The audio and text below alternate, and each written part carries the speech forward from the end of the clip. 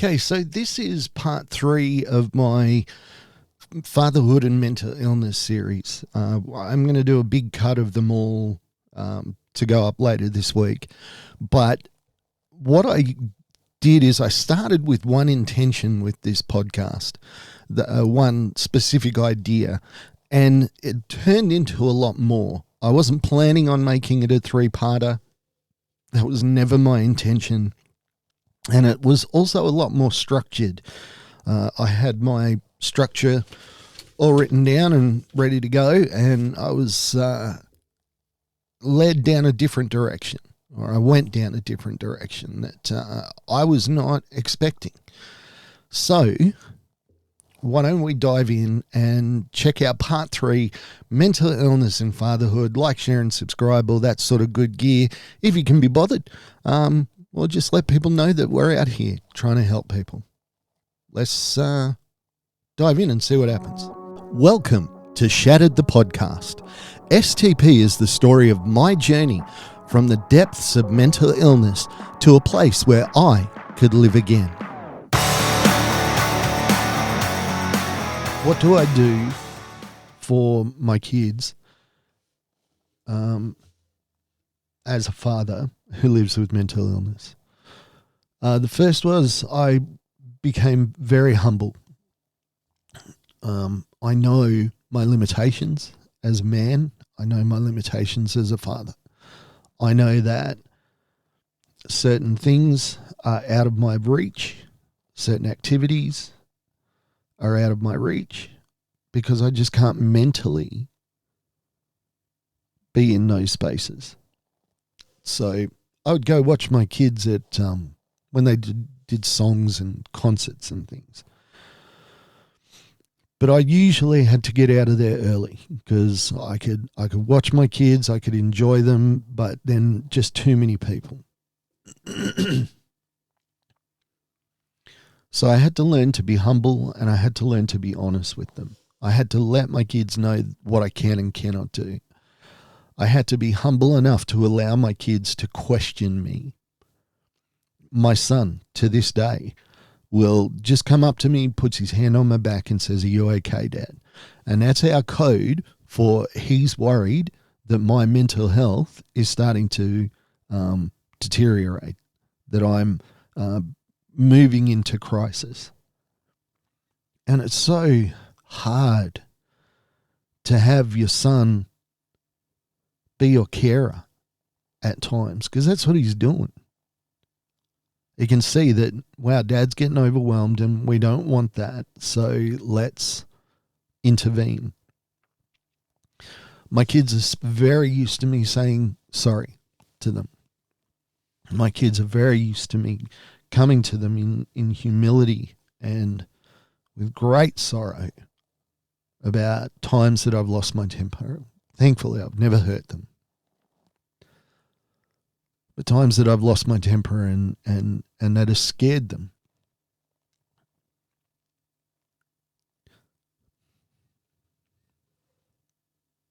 We, at one stage, my oldest daughter, when she was very little, she was very concerned that I was going to hit her. Because we'd started out with a little bit of smacking. I never liked smacking, but it's what I grew up with, and it was kind of my default. And she was terrified that I was going to hit her. So we as a family instituted a no smacking policy. Nobody gets smacked. Nobody gets physically punished ever. And I'm thankful because she's still shy of my temper. If I look like I'm getting upset, she will exit the building. Not because she's afraid of who I am now, but I think it's that base response that as a little kid, she knew her little kid radar would go, you know what, Dad's on a bit of a precipice here. Dad's going to go off. So I need to get out of here. It's a self-protection. So it's being humble, knowing that I'm not a good dad,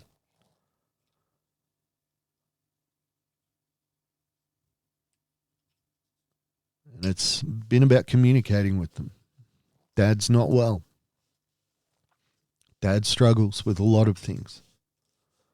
And I guess another difficult part is I can never, ever, ever, ever take my temper out on my wife.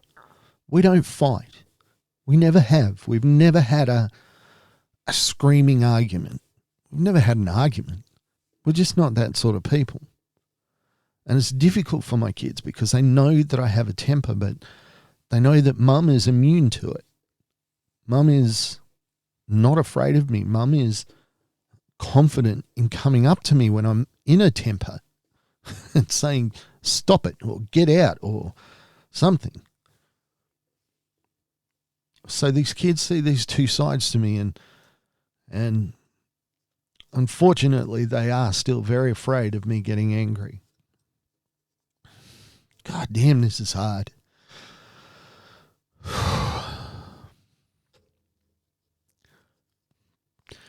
These are the things that I live with. These are the things that haunt me in my relationship with my children. But let's go to the flip side. If I can. The one thing I hope that my kids know about me is that I'm on their side. They know first and foremost that their mother is the most important person in the house, bar none, without exception, in any way, shape or form. But they all three come a very close second. That I will fight for them, that I will defend them, that I will be on their side no matter what. My daughter, I got called to school when she was in maybe 4th or 5th grade. And they said, your daughter's assaulted a student or students, and you need to come into school. And of course, I raced in straight away, left work and came in and said, okay, what's the story? And they sat me down and said, well, okay, Michaela was trying to kick 4 or 5 boys in the privates. And I said, hang on a second. What? And they said, yes, there was 4 or 5 boys and she was trying to kick them in the privates. And I said, who are these boys? And they said, well, we can't tell you that because of privacy. Well, that's not true. I'm my daughter's advocate. Privacy dictates that I know all the details of an assault. Confidentiality doesn't apply, especially to an advocate. So I turned to my daughter. I said, mate, who'd you try and kick? And they said, Michaela, don't tell your dad. I said, Michaela, just tell me who tried it. And she did. She named the 5 guys. And I said, okay, so what happens now? And they said, well, obviously Michaela's going to be suspended. And I said, hang on a second.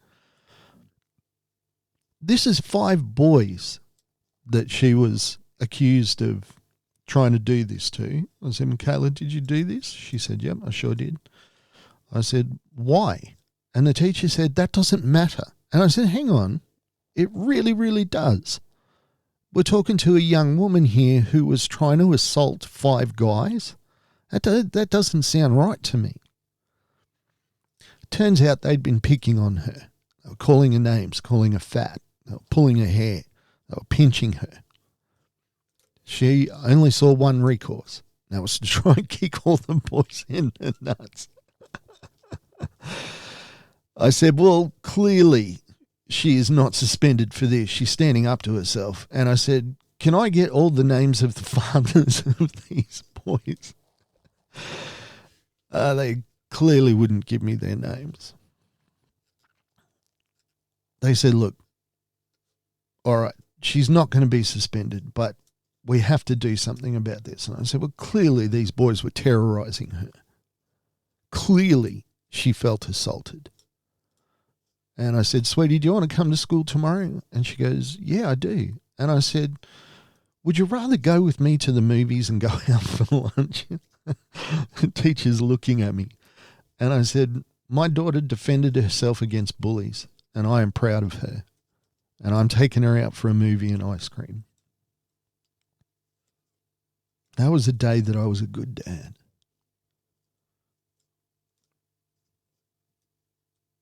It's a weird story. It's a hard story, but it's a day I was a good dad. I stood up for my daughter. I fought for her. I fought a battle for her. I taught her some things. It's okay for a woman to stand up for herself. Yeah, violence was not the best way to go about it, but, she did what she had to do. And where were the teachers in all this? And these are all the questions I asked. Anyway, and there was a lot of discussion around how a little girl was being, physically abused and emotionally assaulted by 5 little boys, and teachers didn't know anything about it until she struck back. Tell you what, they never did it to her again.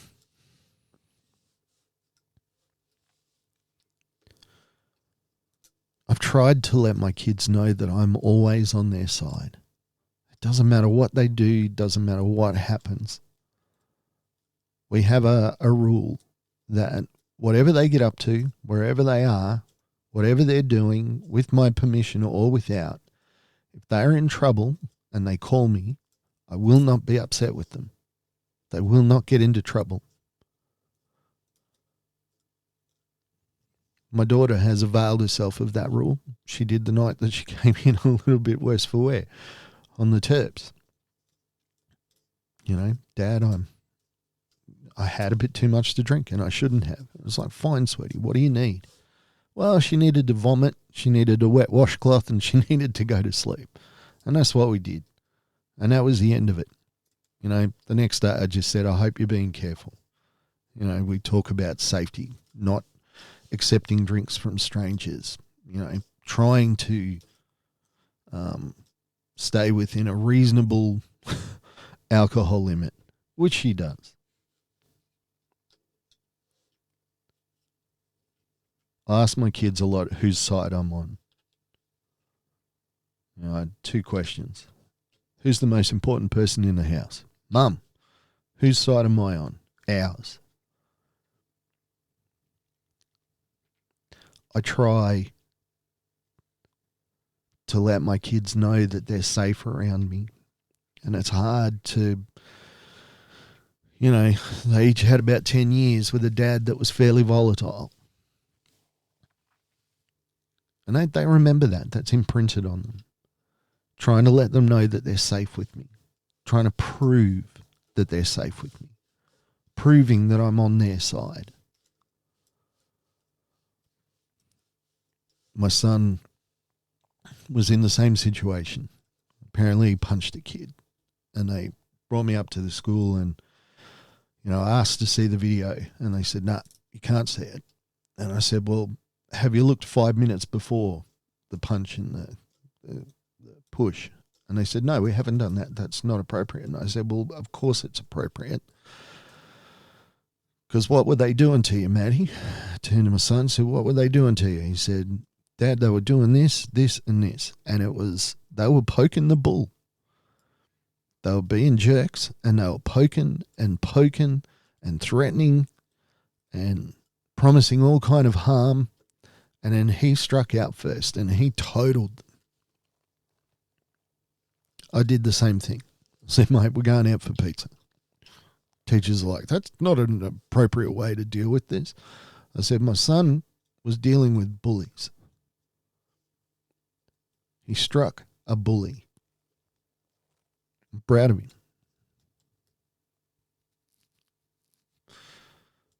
And when they make mistakes, son came, told me, he said, I've done this, Dad. It's something that was not good. And I had to say, well, mate, you need to atone for this. You've done something wrong. And afterwards he said, Dad, I was expecting you to get really upset. And I just tried to say to him, I said that, that dad hopefully is gone. That angry, out of control dad. This is who I want to be. I try to let my kids know that they are. Well, I'm their greatest fan. I don't need them to be successful. I don't need them to achieve anything. But whatever they want to do, I'm behind them 100%. I'll do everything I can to make what they want come true. You are going to find it hard as a parent of children with a mental illness. But I believe that the only way that you can completely ruin a relationship with your children is if you give up. If you keep fighting, if you keep learning, if you keep teaching, keep opening yourself up to your kids, if you keep, humbling yourself, you'll make it. My kids talk to me. They share things with me. And every time they do, I thank them for it. It is hard to be a father living with a mental illness, but it's not impossible. And the path is never over until you give up trying.